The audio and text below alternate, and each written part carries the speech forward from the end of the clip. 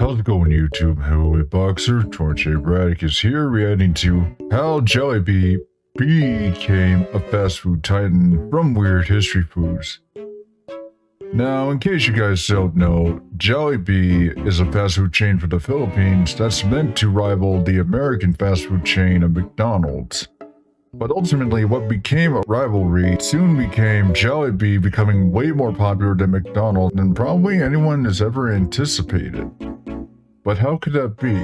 Let's hope that this video is able to shed light on that answer, shall we? If you guys want to join me in the reaction ring as a fellow contender to box the algorithm, consider punching that subscribe button. Punch it real hard. So what do you say, folks?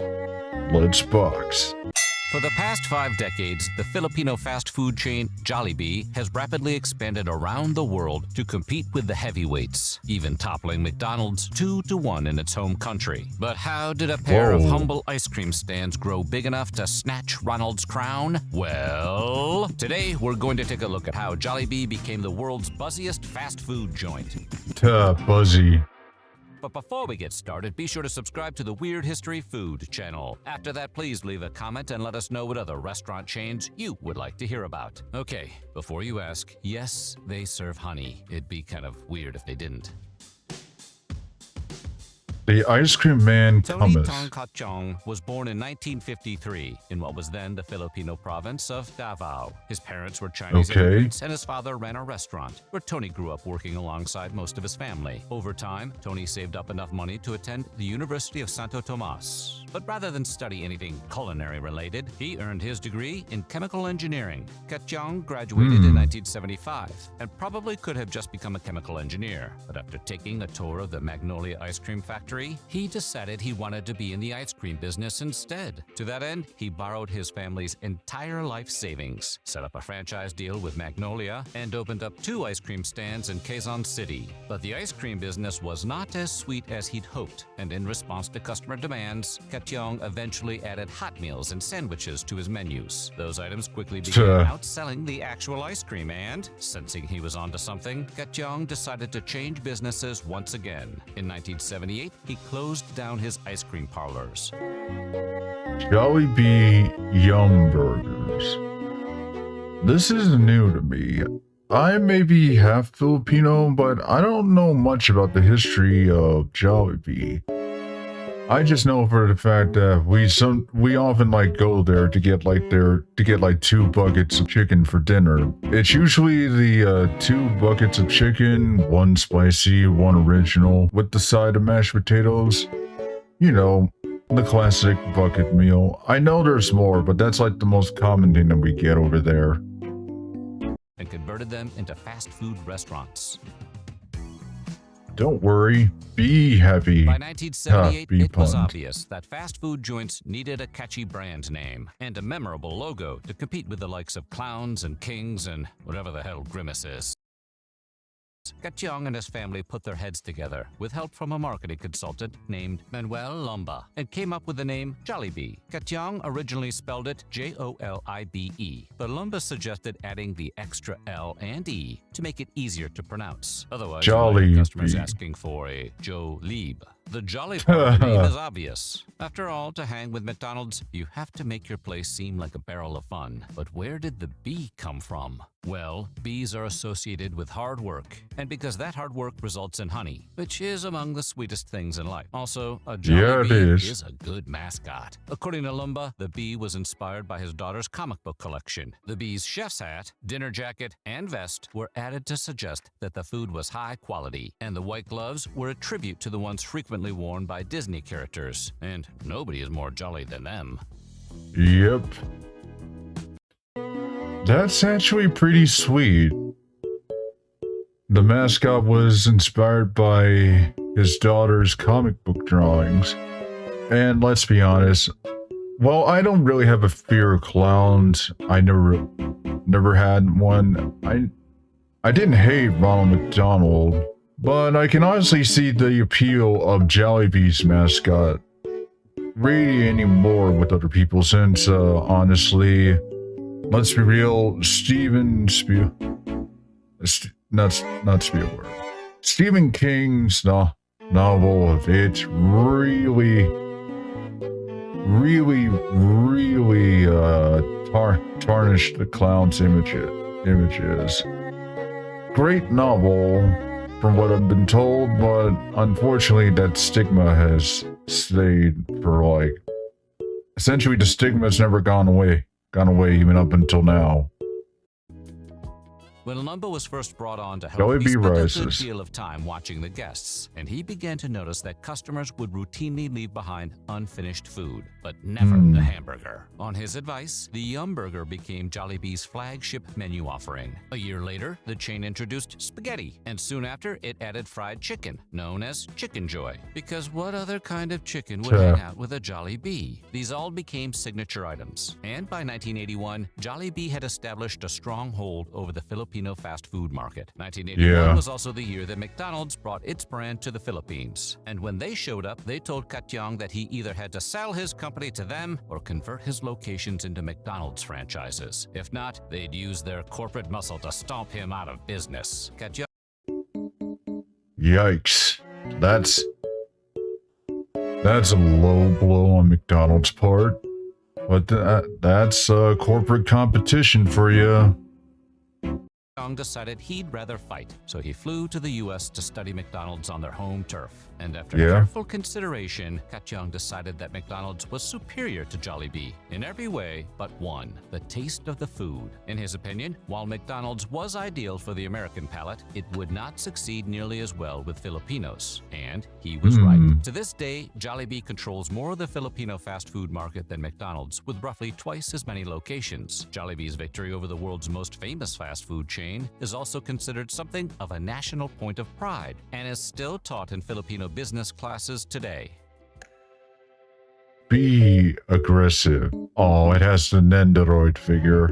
I need to get that at some point. But yeah, I'm pretty sure when Jollibee started like adding chicken to their menu, I'm sure it swayed some Americans over to Jollibee's side. Because whether it's from KFC or pretty much any other like chicken place, if a place sells fried chicken, people are gonna go there. Although I will say, I guess probably the Filipino spaghetti didn't really radiate with a lot of people. It's not like actual tomato marinade, it's just sweet banana ketchup.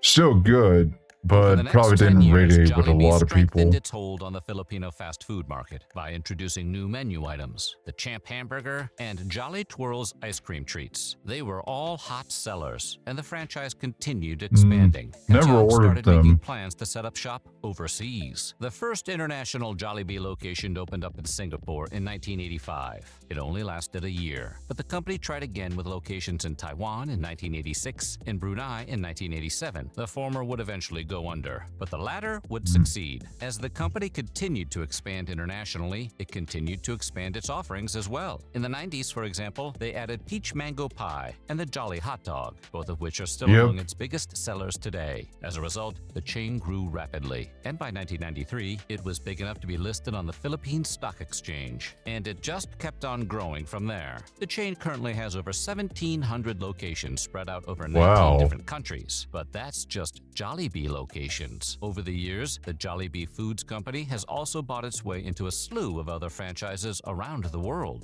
In 1994, for example, it bought a controlling interest in Greenwich Pizza, a fast food restaurant specializing in pizza and pasta. In 2000, it acquired the Chinese fast food restaurant Chowking. 5 years later, it bought out the bake shop chain Red Ribbon, not to be confused with the casual dining chain Red Robin. Jollibee has not bought them yet. Jollibee also has stakes in a Filipino barbecued chicken chain, 2 Chinese fast food chains, and a Taiwanese tea house chain, and the US chains The Coffee Bean and Tea Leaf and Smashburger, among many others. Wow, the Beehive. Of course, you don't go from owning an ice cream parlor to owning half of the fast food chains on Earth without some top-tier marketing. And over the years, Jollibee has had more than its fair share of memorable campaigns. For example, their mascots. They've got way more than just a happy-go-lucky bee. Over the years, Jollibee has... Let's see here. I'll be honest, I never heard of most of these guys. But it looks like Jollibee has its own little big gang. Let's see, Lady Moo, a boy named Yum, Miko, Hetty, Champ, I like Champ, Twirly, Chicky, and Popo. Had over 8 other mascots, which is enough to take the McDonald Land characters in a street fight. Current Jollibee mascots include Hetty, Yum, Popo, and Twirly, and each one represents a different signature dish. Hetty, with her curly yellow hair, is the mascot for the spaghetti. Yum is the spokesman for the Yum Burger. Twirly represents the ice cream sundae, and Popo speaks for the fries, like a crispy Lorax. The character Thank God they didn't have Popo's hair like sticking straight up like Guile's hair. That's a smart move because, let's be honest, Guile's hair may be pretty iconic, but it does look pretty strange when it's in a 3D format. Look at Fortnite's rendition of him. were popular enough to get their own TV show in 2008. Despite the obvious marketing connection, Jollytown was considered an educational program. Average episodes found the 5 mascots going on adventures that would teach Filipino children basic lessons, like the names of body parts, as well as good manners. The okay, that explains why I never saw it. 2010, but was revived for additional episodes in 2011 and 2013. There's still time for a reunion special on Max. Of course, those are just the current mascots. There are also 3 retired mascots, Miko, Lady Moo, and Chicky. Miko wore a hat shaped like a coffee cup in a saucer, and you can probably figure out which menu item he represented. Lady Moo was a bovine ballerina who also sold milkshakes. And Chicky was a cool chicken lady who talked up the chicken joy. Then there was Champ, the face of Jollibee's Champ Burger. And we mean that literally, as his face was an actual Champ Burger. Champ was retired when the Champ Burger was taken off the menu, but when they briefly brought it back in 2020, Champ came out of retirement as well. Since then, he's been laying low. I like the fact that this Champ guy, he's not only just a big burger, but he's a boxer. And as you know, I'm a boxer VTuber. I would definitely buy figures of Champ, if there was any. Maybe they have some on Etsy. I'll have to look that up later. Laying low. The Bee Movie.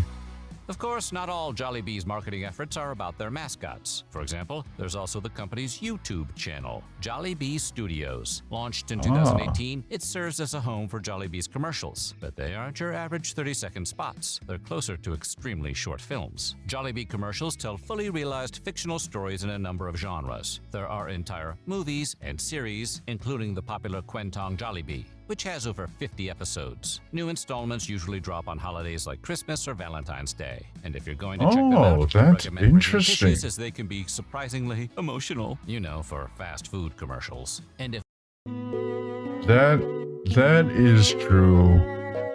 I don't watch much Filipino programs. My mom does though. And yeah, Filipino TV shows are highly theatrical. Comment down below, folks. Do you want me to watch those as well? Do you want me to watch any Jollibee's commercials? Because I'd be down to do that. music is your thing, Jollibee has you covered there as well. In 2018, the chain celebrated its 40th anniversary by putting out an album called 40 Years of Joy. That album contains all of the music played at Jollibee's locations, including a version of their theme song. Taken together, Jollibee's marketing efforts have resulted in a loyal base of customers who not only love their food, but will actively defend it against poor reviews. And if you don't believe us, just ask music producer Benny Blanco. In February of 2024, Blanco posted a TikTok reviewing his first experience at Jollibee's. Blanco was apparently unimpressed, saying the rice tasted, and this is a direct quote, like butt. The video was viewed millions of times, resulting in an intense backlash that Blanco could not have expected. After all, ripping on fast food is a pastime most people enjoy. But those people have clearly never insulted Jollibee. The very next day, Blanco completely reversed course and posted a new video admitting he was wrong and singing the praises of the Jollibee chicken sandwich. Maybe Selena Gomez talked some sense into him.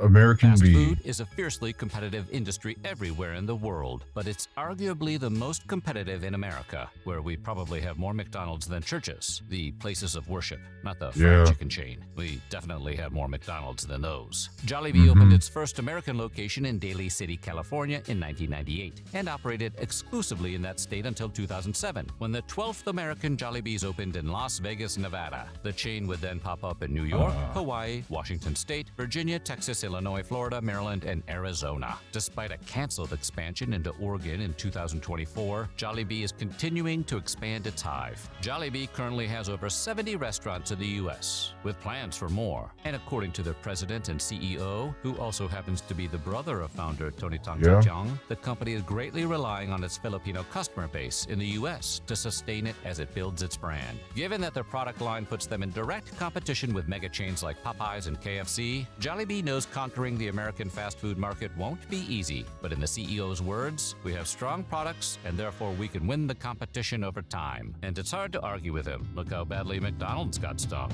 So what do you think? Are you a fan of Jollibee? Let us know in the comments below. And while you're at it, check out some of these other weird history food videos.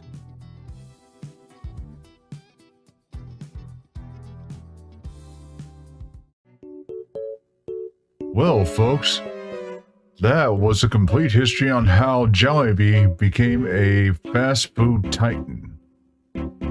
And I gotta say, I'm very surprised. I never thought it started out as a simple ice cream stand. But look to where it is now. It owns like multiple fast food chains and other like food-based restaurants. If you guys have one nearby, go to a Red Ribbon Bake Shop. Their sweet pastries are very good. Don't forget to punch that subscribe button to join the ring, to become a contender to box the algorithm with me. Thanks again for watching, and I'll see you next time.